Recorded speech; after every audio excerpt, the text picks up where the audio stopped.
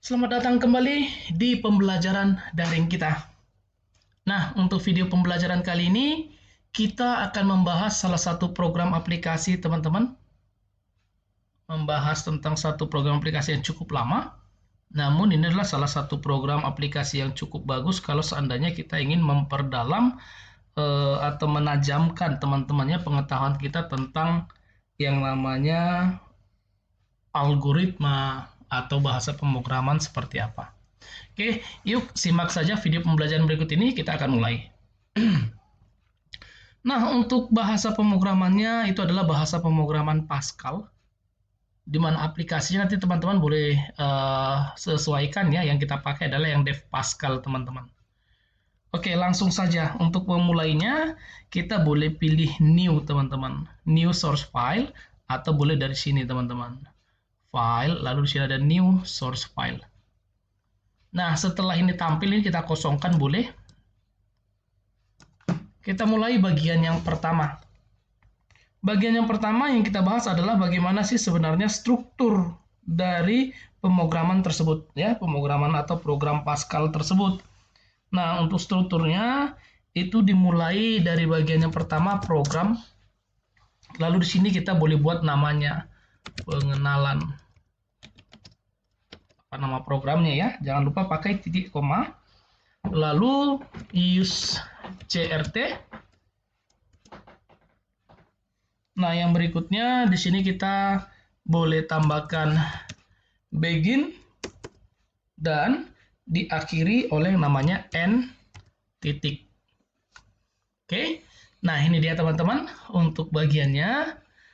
Nah, lalu yang berikutnya untuk menjalankan programnya, di sini teman-teman boleh dilihat ya pada bagian tools teman-teman. Di sini ada yang namanya compile project, di sini ada yang namanya compile and run project ya. Ini dua tools yang bisa teman-teman pakai untuk menjalankannya. Nah, di mana di sini kalau seandainya compile project, di sini hanya mencek aja ya, kira-kira posisinya sudah pas belum strukturnya, ada nggak bahasa yang salah dan lain sebagainya. Kalau yang ini sekaligus menjalankan. Nah, di sini kita boleh pilih aja compile and run project. Di sini minta perintah simpan, teman-teman. Kita akan coba simpan dulu.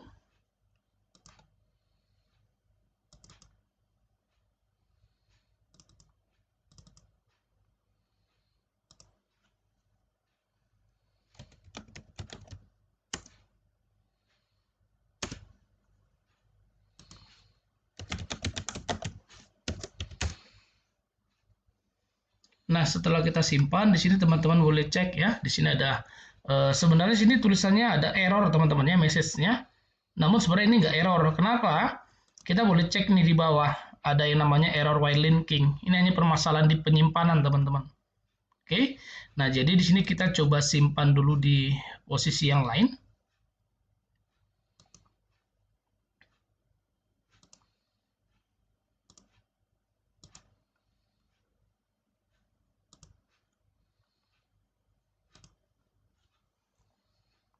Oke, sudah ya. Nah, kita akan mulai. Bagian yang pertama, di sini kita coba ini ya teman-teman ya. Kita coba dulu untuk menjalankannya. Bagaimana sih cara kita menjalankan perintahnya?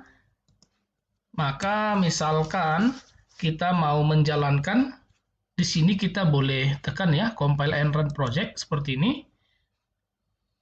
Baru di sini kita boleh cek kembali, kita boleh execute. Oke. Nah, namun sebenarnya kalau kita lihat di sini tidak ada tampil, teman-teman. Kenapa? Karena kita harus menambahkan satu bagian perintah untuk menahannya, teman-teman. Menahan bagian outputnya supaya tetap tampil. Nah, di sini bisa aja ada beberapa, kita boleh pakai yang namanya readline.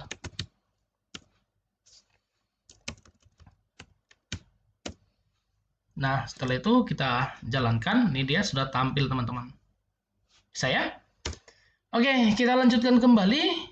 Yang berikutnya, di sini kalau misalkan kita mau supaya nanti pada saat dijalankan, programnya akan selalu bersih layarnya, kita boleh tambahkan perintah untuk membersihkan. Clear screen ya teman-teman, CLR SCR. Lalu misalkan kita akan coba tampilkan dulu. Untuk menampilkan kita bisa buat di sini write ya. Lalu kita boleh buat misalkan untuk header-nya ya.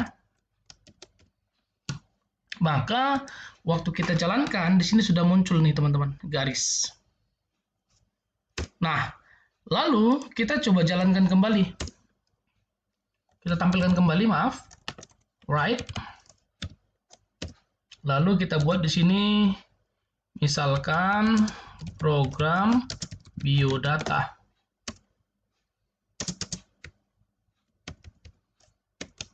Nah, di sini kalau kita perhatikan kan sudah ada 2 baris nih teman-teman. Namun pada saat kita jalankan yang terjadi malah atau yang tampil malah 1 baris. Kita sudah lakukan enter, ternyata dia tetap 1 baris. Nah, lalu apa yang harus kita lakukan? Di sini kita bisa menambahkan perintah supaya dia ke bawah. Kita boleh tambahkan yang namanya ln, lines new ya. Jadi write len. Sehingga pada saat kita jalankan, programnya sudah ke bawah. Bisa ya teman-teman ya? Nah, di sini kita coba tambahi dulu. Write len.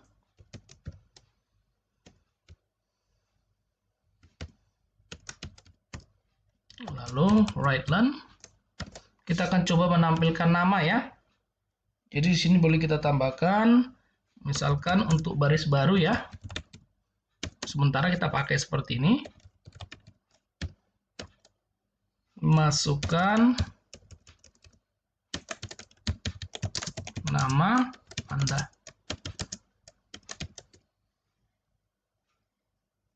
Nah, di sini kalau seandainya kita pakai write len berarti nanti mengetiknya ke bawah, teman-teman. Ini boleh dihilangkan ln-nya jadi write ya. Di sini waktu kita jalankan dia tampil nih, masukkan nama Anda. Nah, kalau di sini kita mau mengetik seperti ini, kita enter, dia tidak ke save teman-teman ya, tidak terrecord. Kenapa? Karena di sini perintah yang kita pakai adalah perintah write ataupun write len, di mana itu fungsinya menampilkan baik teks maupun variabel ya. Jadi bagaimana cara kita untuk agar pada saat kita nanti menginput nama kita dia bisa kerekam, dia bisa direcord. Maka di sini kita bisa tambahkan satu lagi perintah. Ada yang namanya variabel, pengenalan ya teman-teman ya, pengenalan variabel. Nah, yang pertama kita buat dulu untuk nama. Nah, di sini untuk strukturnya dimulai dari tipe data, nama variabel titik 2 tipe data. Nah, kita mau buat nama, misalkan nama kita buat nm deh. nm titik 2. Untuk nama itu biasanya kan yang diinput adalah tulisan. Maka kita boleh buat tipe datanya adalah string. Misalkan kita lanjutkan aja ada alamat dan kelas. Jadi kita buat kelas alamat. Jadi ada 3 variabel ya. Nama, variabel kelas, dan variabel alamat. Semuanya string. Nah, kelas kenapa kita pakai atau alamat bahkan kita pakai string? Karena kan alamat itu juga teman gabungan dari angka dan huruf. Contoh, Jalan Jamin Ginting nomor 6. Nah, karena dia ada gabungan angka dan huruf, biasanya dia dimasukkan dalam bentuk string, teman-teman. Dianggap sebagai huruf ya. Nah, lalu misalkan nomor urut kita buat aja NO. Lalu NIS, nomor induk siswa, kita buat juga dia menjadi angka. Oke. Nah, di sini kita boleh buat untuk angka, yang biasanya angka bulat ya teman-teman ya. Kalau angka bulat itu kita bisa pakai satuannya adalah tipe data integer, teman-teman. Bisa ya? Nah, kalau sudah, kita akan mulai. Masukkan nama Anda. Maka di sini kita bisa buat perintah untuk melakukan record, merekam data yang diinput dari keyboard. Perintahnya kita boleh pakai readlen. Di dalam readlen ini apa? Di dalam readlen ini adalah nama variabel yang sudah kita sediakan. Kita tadi mau menyimpan nama. Nah, di sini nama variabel dari nama itu adalah nm. Maka kita boleh ketikkan nm.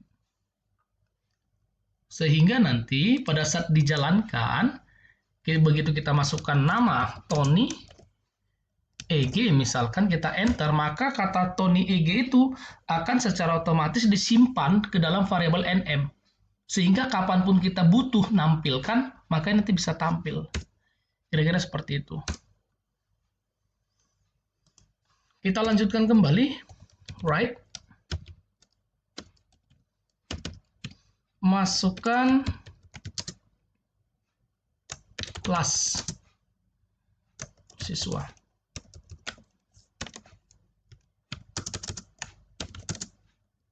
Nah, di sini kita buat jangan Anda deh, siswa. Sama, kita harus deklarasikan juga variabelnya. Kelas, tadi kita sudah buat bahwa variabelnya adalah KLS. Kita lanjutkan kembali. Right. Masukkan alamat siswa. Read learn alamat. Ingat ya teman-teman ya, bahwa variabel atau penamaan variabel itu bebas, terserah kita. Yang penting penamaan variabel itu tidak boleh ada yang sama. Contoh variabel nama nm, variabel kelas juga nm, itu nggak boleh teman-teman. Ya. Oke, yang berikutnya kembali kita buatkan right learn. Right.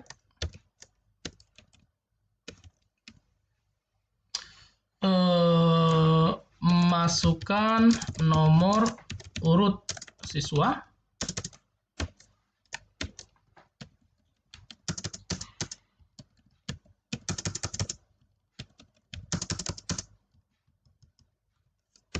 Read learn.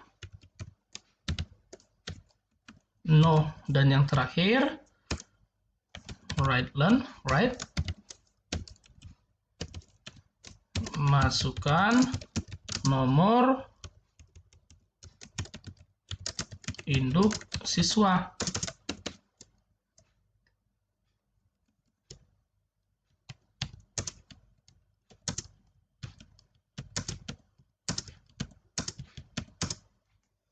Nah, di sini kita tambahkan lagi read learn nis. Nah, sehingga di sini pada saat kita jalankan, masukkan nama, nanti kita bisa mengetik ini teman-teman ya. Masukkan kelas, misalkan 10 MIPA 01, alamat Jalan Kasuari, nomor urut siswa 14, nomor induk 20111. Begitu kita enter, kita nanti mau tampil di sini datanya. Nah, bagaimana cara menampilkannya? Bagian output. Kita tinggal tambahkan di sini write learn. Ingat, kita tambahkan ln biar nanti tulisannya ke bawah ya teman-teman ya. Kartu tanda siswa. Kita buat menjadi header-nya, header untuk program kita kali ini ya teman-teman. Kita boleh tambahkan nih sebenarnya, seperti ini contohnya, jadi cukup panjang ya.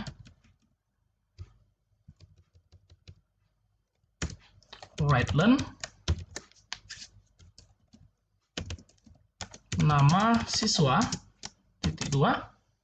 Nah, di sini kalau seandainya kita buat seperti ini aja, maka waktu kita jalankan,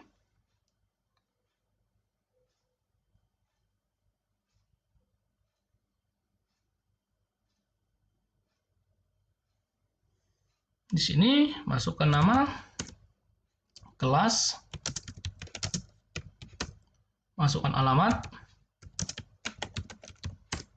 masukkan nomor urut, masukkan nomor induk, maka yang masuk hanya kata nama siswa, tapi tidak muncul. Seharusnya kalau kita tadi ketik Tony, berarti nama siswanya muncul nih, Tony gitu ya. Maka di sini kita boleh tambahkan, kita akan gabung atau kita akan tampilkan variabelnya teman-teman. Nah, ini bisa kita tambahkan setelah petik tunggal, koma, apa variabel dari nama? nm. Sehingga nanti pada saat kita jalankan, masukkan misalkan Tony Agu, lalu kelasnya 10 MIPA 02, Jalan Bunga Kantil 20, nomor urut 23, nomor induk 5505 misalkan, maka sini langsung masuk Tony Ego, teman-teman. Bisa ya? Nah, kita boleh lanjutkan kembali.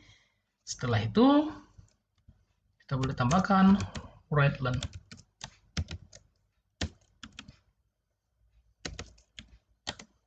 Kelas siswa. Sama ya, kayak tadi teman-teman.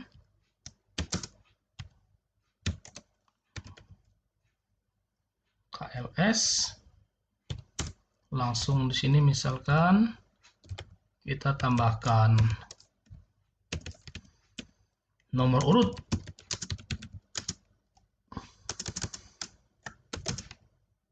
Maka sini NO.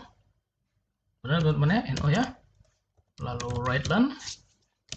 Nomor induk.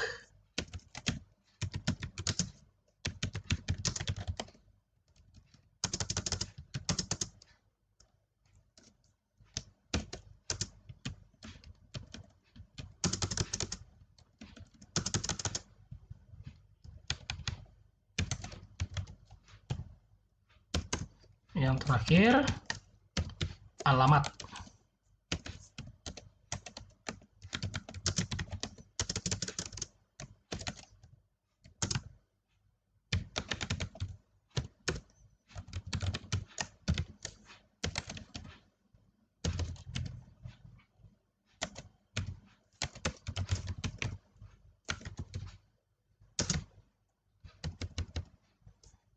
Nah, ini dia teman-teman outputnya. Kita akan coba jalankan. Masukkan nama siswa, misalkan kita masukkan namanya Tony Andre S. Kelasnya adalah 11 MIPA 03. Alamat siswanya misalkan Jalan Jamin Ginting nomor 220. Nomor urutnya 23, NIS-nya adalah 20112. Nah, di sini langsung muncul teman-teman datanya. Bahwa nama siswanya adalah ini adalah kartu tanda siswanya. Nama siswa adalah si ini, kelasnya ini, nomor urutnya ini, nomor induknya ini, alamatnya di sini. Bisa ya teman-teman ya? Seperti inilah untuk bagian pertama pembahasan kita atau pembelajaran kita tentang pengenalan pemrograman Pascal. Kita juga sudah membahas tentang variabel dan tipe data. Semoga video pembelajaran ini bermanfaat bagi kita semuanya. Terima kasih.